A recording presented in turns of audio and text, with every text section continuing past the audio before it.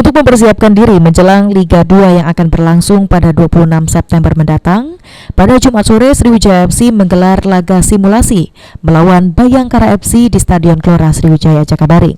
Dalam laga ini, Sriwijaya FC tampil dengan mengenakan kostum putih. Pada awal laga ini, pertandingan berlangsung ketat di menit awal. Namun, pada sepertiga pertandingan, akhirnya tim berjuluk Laskar Wongkito mulai menemukan pola permainannya hingga berhasil menyarangkan 3 gol, yakni lewat Muhammad Nur Iskandar, Rachel Radiansyah, dan Dedi Hartono.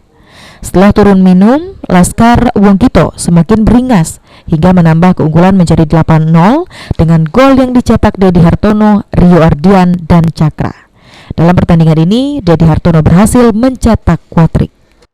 Tadi kita lihat cukup bagus, terus memang ini melihatkan bagaimana kemampuan pemain secara seluruh ya untuk pertandingan hari ini. Bukan masalah skor ya, tapi masalah proses karena lawan memang di bawah kita.